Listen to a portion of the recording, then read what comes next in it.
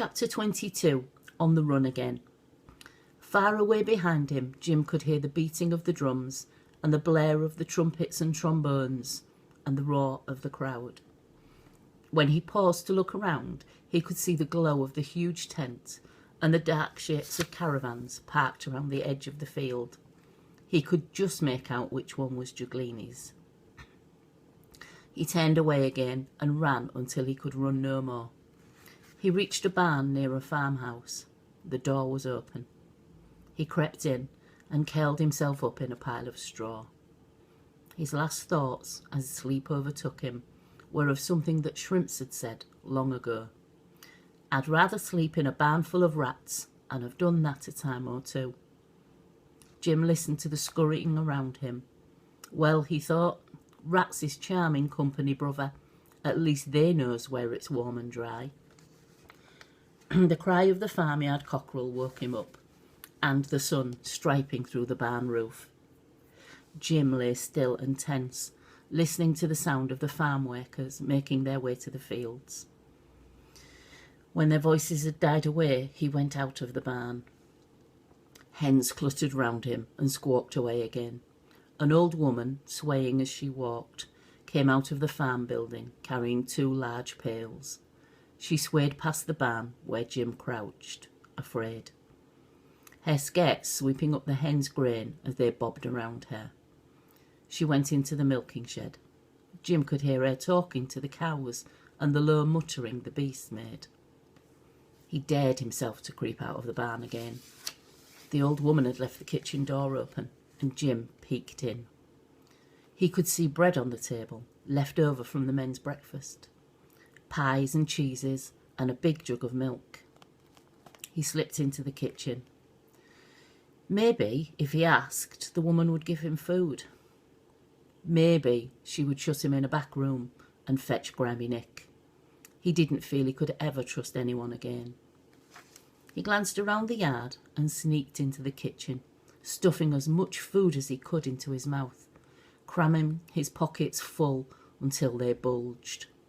He heard a creak on the stair, swigged from the jug and grabbed one last desperate handful of cheese, and turned to see a girl on the middle step, her hand to her mouth. He dropped the jug and ran.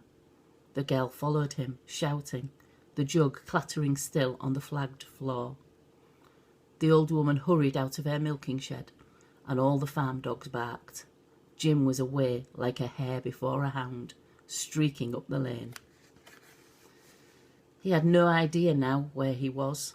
The river was a long way away, and he could no longer see any signs of villages.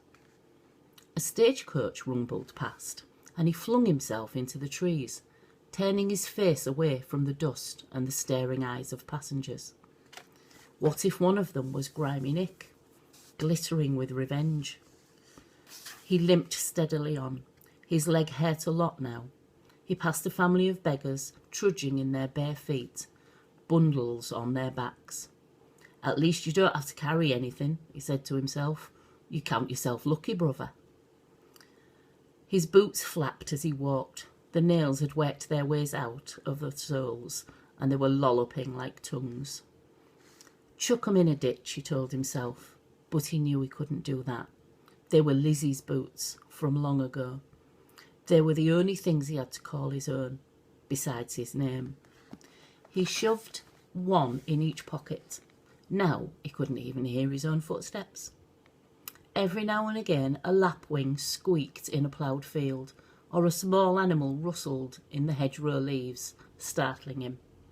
He seemed to be walking forever along the silent lanes with a huge grey sky arching over him. He was tense with listening. He imagined he saw Grimy Nick lurking behind every tree, his shadow flittering every time he turned round, his thin, mocking whistle piercing through every bird song. "Keep going, brother," he urged himself. "This must lead somewhere." At last he came to a signpost. It was a magic thing, he felt that. He traced the letters with his fingers one by one. "London town. It has to be," he said. "You're going home," he whispered. "Rosie lives in London town, Jim." Home. He ate some food under his magic signpost and set off again, faster this time.